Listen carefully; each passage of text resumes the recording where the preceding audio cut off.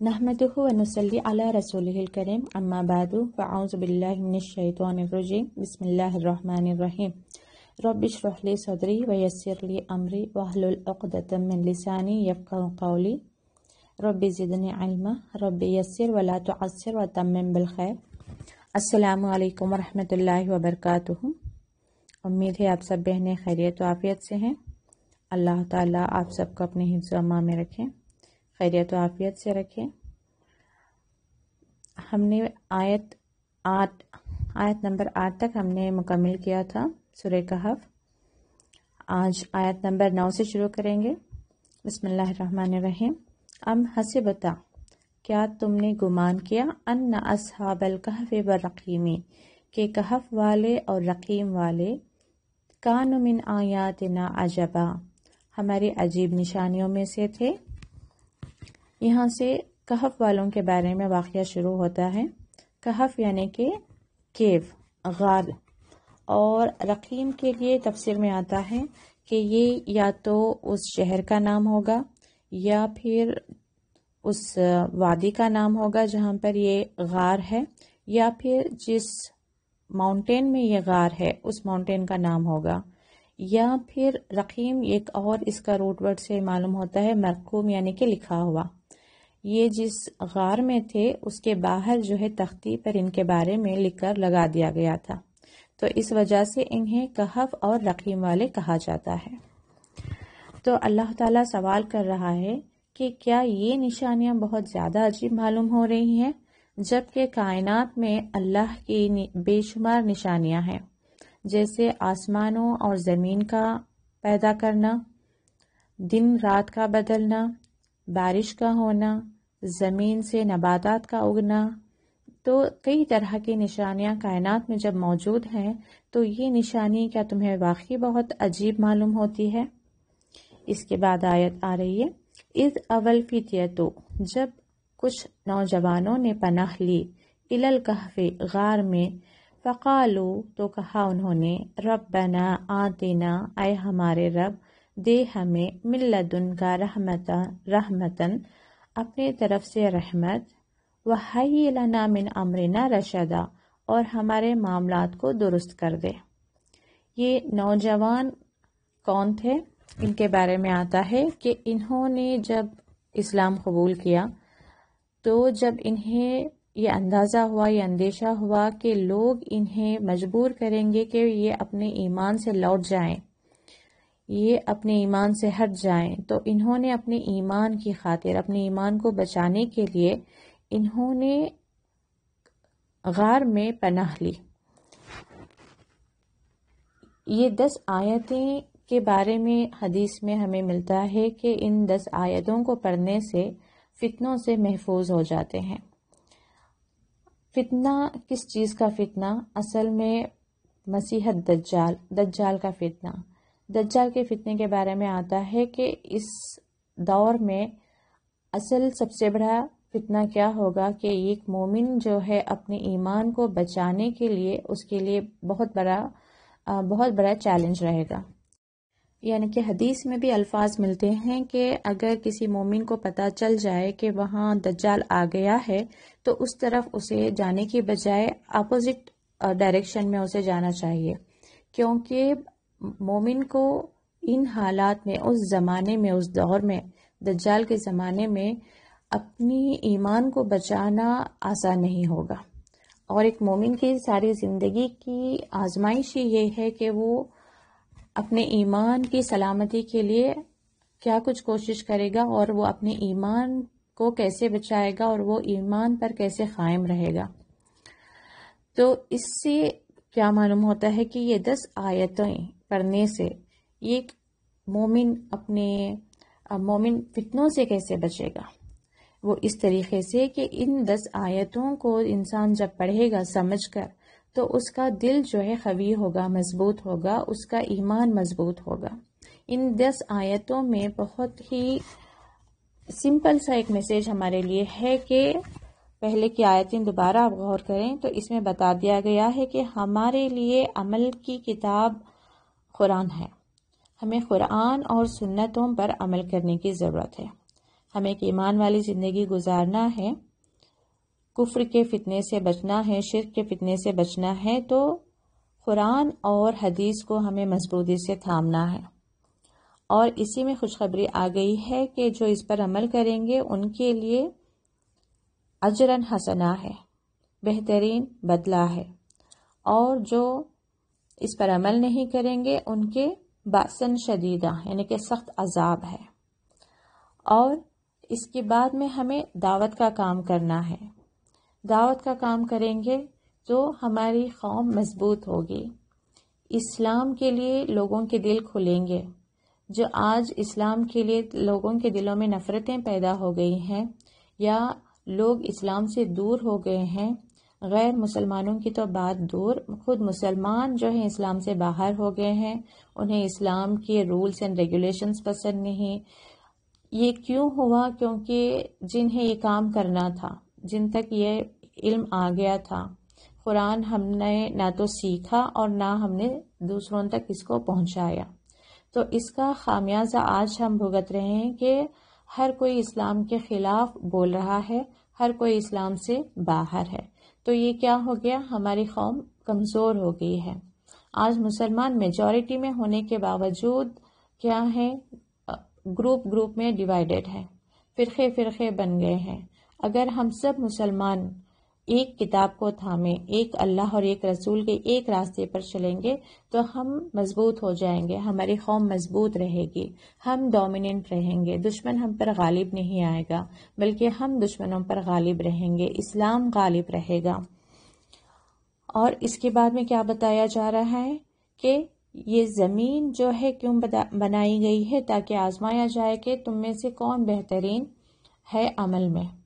یعنی کہ یہ زمین پر رہ کر ہمیں دنیا کا نہیں ہو جانا ہے، بلکہ دنیا کی ان چیزوں کو استعمال کر کے ہمیں اپنی آخرت بنانا ہے۔ یعنی کہ یہاں پہ جو رشتے ہیں، جو مال و دولت ہے، جو وقت ہے، جو کچھ بھی یہاں پر اللہ تعالیٰ نے ہمیں دیا ہے، یہ اصل میں ہمارے لیے امتحان کے لیے ہے کہ ہم اسے اللہ کی رضا حاصل کرنے کے لیے خرچ کرتے ہیں یا اللہ کی ناراضگی والے کاموں میں ہم خرچ کرتے ہیں، چاہے وہ ہماری صحت کیوں نہ ہو، وقت کیوں نہ ہو، فرصت کیوں نہ ہو، علم کیوں نہ ہو، دولت کیوں نہ ہو، یا رشتے ہی کیوں نہ ہو۔ کیا رشتوں کی خاطر ہم اپنی آخرت کو تباہ کر لیں گے یا رشتوں کو استعمال کر کے ہم اپنی آخرت کو سنواریں گے؟ اب مثال کے طور پر اولاد ہیں، اگر ہم انہیں نیک اور صالح بنائیں گے، ہم انہیں دین سکھائیں گے تو ہم اپنی بھی آخرت کو سنوار رہے ہیں، ہم اپنی اولاد کی آخرت کو بھی سنوار رہے ہیں۔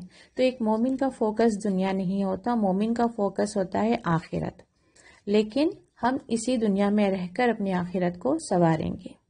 تو ان 10 آیتوں کو سمجھ کر جب ہم پڑھیں گے تو ہمارا ایمان جو ہے مضبوط ہوگا، ہمارے لیے کلیئر کٹ گائیڈ لائنس ہیں کہ ہمیں کرنا کیا ہے۔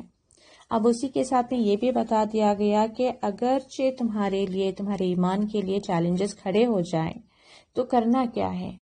اگر ایمان کی خاطر ہمیں اپنے رشتہ داروں کو، اپنے گھر کو، اپنی دنیا داری کو چھوڑ کر کنارہ کشی بھی کرنا پڑے تو ہمیں کرنا ہے۔ جیسے ان نوجوانوں کے بارے میں بات آ رہی ہے کہ جب ان کے ایمان کے لیے چیلنجز کھڑے ہو گئے تو انہوں نے کہف میں جا کر پناہ لے لی۔ تو ایسے ہی آج کل ہم کیا کرتے ہیں؟ ہمارے لیے ہم دیکھ رہے ہیں کہ ہمارے ایمان کے لیے چیلنجز کھڑے ہو رہے ہیں تو ہم اپنے ایمان کو چھوڑ کر دنیا میں لگ جاتے ہیں، دنیا والوں کو خوش کرتے ہیں، ہمارے رشتہ داروں کو خوش کرتے ہیں، لیکن ہم ایمان کو کنارہ کر دیتے ہیں۔ بلکہ اصل مومن کے لیے کیا کرنا ہے کہ اس کے ایمان کی خاطر، اس کے ایمان پر قائم رہنے کے لیے اسے جہاں بھی چیلنجز کھڑے ہوں، ان چیلنجز چاہے وہ ایک کام کرنے کی جگہ ہو یا رشتہ داروں سے ہو، وہاں سے ہمیں دوری اختیار کرنی ہے۔ مومن کے لیے اصل اس کا ایمان ہے، اور اصل ہمارا امتحان بھی یہی ہے کہ ہم اپنے ایمان کی کیسے حفاظت کرتے ہیں۔ ہم ایمان والی زندگی، ایمان والی موت کی دعائیں جب مانگتے ہیں تو، اور اصل میں یہ بھی ہم دیکھتے ہیں کہ دعاؤں بھی ہم کیا مانگتے ہیں؟ ایمان والی موت، لیکن ایمان والی زندگی پر ہمارا فوکس نہیں ہوتا۔ ہر معاملے میں جب ہم اپنے ایمان کو زیادہ اہمیت دیں گے، ہم اپنے ایمان کو ترجیح دیں گے، تو جب فتنوں کا دور آئے گا تب بھی ہم اپنے ایمان کو مضبوطی سے تھامیں گے۔ فتنہ کسے کہتے ہیں؟ قرآن کے اعتبار سے ہم دیکھیں تو کفر اور شرک کو ہی فتنہ کہا گیا ہے۔ تو اس سے بچنے کے لیے ہمیں ضروری ہے کہ ہم ان آیتوں کو سمجھ کر پڑھیں اور اپنے دل میں ہم اس کو مضبوطی سے بٹھائیں، ہم ذہن نشین کر لیں ان آیتوں کو، ہم سمجھ لیں کہ اللہ اور رسول کی اطاعت اور ایمان والی زندگی سے بڑھ کر اور کچھ نہیں ہے۔ تب اللہ تعالی ہمیں حکمت دے گا کہ ہم اپنی زندگیوں کو کیسے گزاریں۔ آیت نمبر 11 فَضَرَبْنَا عَلَىٰ آذَانِهِمْ، یہاں پہ بتایا جا رہا ہے کہ جب کہف والے یعنی کہ نوجوان جب غار میں پناہ لی تو اب اللہ تعالیٰ نے ان کے ساتھ کیا معاملہ کیا، تو اللہ تعالیٰ بتا رہا ہے کہ ہم نے ان کے کانوں پر پردہ ڈال دیا، فی الکہف یعنی کہف میں، سنین عددا کچھ سالوں تک۔ یہاں سے بھی معلوم ہوتا ہے کہ اللہ تعالیٰ نے انہیں سلایا کیسے، پہلے ان کے کانوں میں باہر سے جو آواز جا کر انہیں جگا سکتی تھی اس پروسیس کو ختم کیا، ان کے کانوں پر جو ہے پردہ ڈال دیا۔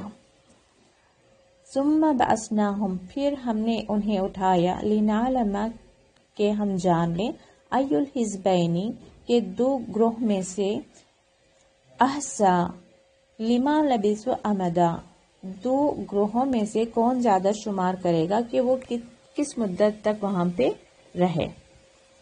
یہاں پہ حزبین یعنی کہ دو گروہ سے بھی معلوم ہوتا ہے کہ یہ نوجوان جو کہف میں آئے تھے کسی دو جگہ کے رہنے والے تھے۔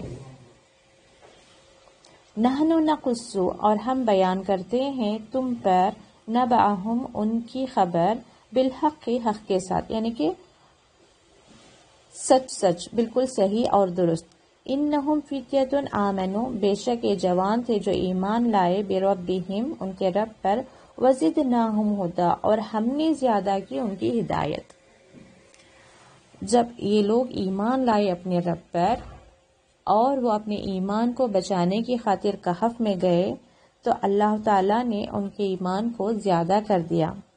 وَرَبَطْنَا عَلَىٰ قُلُوبِهِمْ، اور ہم نے مضبوط کیا ان کے دل کو، جب انہوں نے کہا ربنا، اے ہمارے رب، رب السماوات والارض، آسمان اور زمین کے رب، لن ندعو، ہرگز ہم نہیں بلائیں گے پکاریں گے، من دونہ اس کے علاوہ یعنی کہ اللہ کے علاوہ کسی کو، الہ معبود، لقد قلنا تو ہم نے کہا، اذن شططا، یعنی کہ اللہ نے ان کی ہدایت کب بڑھا دی، ان کا ایمان کب زیادہ کر دیا، جب انہوں نے وحدانیت کی گواہی دی کہ اس آسمان اور زمین کا مالک صرف اور صرف رب العالمین ہے، اور انہوں نے اس بات کا اعتراف کیا کہ اگر ہم اللہ کے علاوہ کسی اور کو معبود کہیں گے تو اس وقت ہم اصل میں کیا کر رہے ہیں، جھوٹ گھڑ رہے ہیں، جھوٹ کہہ رہے ہیں۔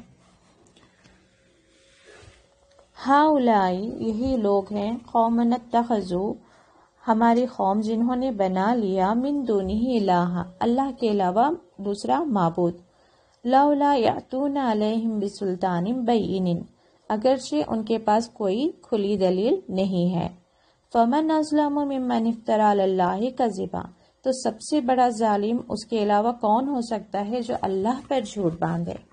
یعنی کہ آج جتنے بھی لوگ الہ بنا بیٹھے ہیں اللہ کے علاوہ، ان کے پاس کوئی دلیل نہیں ہے، وہ ان سے پوچھا جائے تو صرف اتنا ہی کہتے ہیں کہ ان کے باپ دادا اس معبود کی عبادت کرتے تھے، ان کے پاس نہ تو کوئی آسمانی کتاب ہے نہ اس میں کوئی دلیل ہے۔ تو ان جوانوں نے کیا کہا کہ ان کی قوم نے بھی ایسے ہی بہت سارے الہ بنا لیے ہیں جبکہ ان کے پاس کوئی دلیل نہیں ہے، اور دلیل کے بغیر کوئی بھی بات کرنا اللہ پر، یہ اللہ پر جھوٹ باندھنا ہے۔ تو ہم اپنی زندگیوں میں بھی دیکھیں کہ ہم جتنے بھی معاملات اپنے ایمان کے تعلق سے یا اسلام کے تعلق سے یا اللہ اور رسول کے تعلق سے ہم کہتے ہیں، کیا وہ واقعی اس کی دلیل قرآن اور حدیث میں ہے؟ قرآن اور حدیث سے کیا ہم نے اس کا علم حاصل کیا ہے؟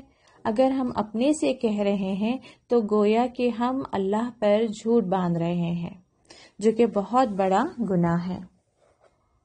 وَإِذِ تَزَلْتُمُوهُمْ، اور جب انہوں نے کنارہ کشی کر لیا، وَمَا يَعْبُدُونَ إِلَّا اللَّهُ، ان سب معبودوں سے جس کی ان کی قوم عبادت کرتی تھی، ان سے جب انہوں نے کنارہ کشی کر لیا، فَأْوُوا إِلَى الْكَهْفِ، اور پناہ لی غار میں، يَنْشُرْ لَكُمْ رَبُّكُمْ مِنْ رَحْمَتِهِ، تو اللہ نے ان کے لیے سہولتیں پیدا کر دی اپنی رحمت سے، وَيُحَيِّ لَكُمْ مِنْ أَمْرِكُمْ مِرْفَقًا، اور اللہ نے ان کے معاملات میں آسانی کر دی اور سہولت پیدا کر دی۔ تو ان آیتوں سے بھی ہمارا ایمان مضبوط ہوتا ہے کہ شروع میں ہمیں چیلنجز نظر آ رہے ہوتے ہیں، وہ بھی اصل میں ایک شیطان کا وسوسہ ہوتا ہے، ہمیں ڈرا رہا ہوتا ہے کہ اگر ہم ایمان کے راستے پر چلیں، اگر ہم دین کی راہ پر چلیں تو ہمارے لیے یہ نقصانات ہو جائیں گے، فلانے رشتے ہم سے روٹ جائیں گے یا وہ ہم سے دور ہو جائیں گے، ہماری زندگی میں یہ چیلنجز کھڑے ہو جائیں گے۔ بہت سارے ایسے ڈر اور خوف ہیں جو وہ ہمیں دکھاتا ہے، کیونکہ اس کا کام ہی وہی ہے۔ دنیا میں اب ایک ہی جنگ چل رہی ہے، مومن اپنے ایمان پر قائم رہنا چاہتا ہے اور شیطان اسے اپنے ایمان سے ہٹانا چاہتا ہے، وہ مومن کو گمراہ کرنا چاہتا ہے، تو یہی جنگ چل رہی ہے۔ تو ہمارے بھی ذہن میں یہ بات واضح ہو جانا چاہیے کہ جب کبھی ہم اللہ کی خاطر جد و جہد کریں گے تو اللہ تعالی ہمارے تمام ہی معاملات میں آسانی پیدا کر دے گا اور تمام معاملات کو درست کر دے گا۔ اللہ تعالی ہماری دنیا کو بھی بہتر بنائے گا، اور اصل تو آخرت کی زندگی ہی ہے جو ابدا ہے، یعنی کہ ہمیشہ رہنے والی زندگی ہے، اور اس آخرت کی زندگی کے سامنے دنیا کی زندگی کچھ بھی نہیں ہے۔ تو ہمیں اپنی جو قائم رہنے والی زندگی ہے اس زندگی کے لیے ہمیں کوشش کرنا چاہیے۔ اللہ تعالی ہم سب کے علم میں اضافہ کریں، اور اللہ تعالی ہمیں اپنے علم پر عمل کی توفیق عطا فرمائے۔ اللہ تعالی ہمیں ایمان والی زندگی عطا فرمائے، ایمان والی موت نصیب فرمائے۔ سبحانک اللہم و بحمدک، اشہد ان لا الہ الا انت، استغفرک و اتوب الیک۔ السلام علیکم و رحمۃ اللہ وبرکاتہ۔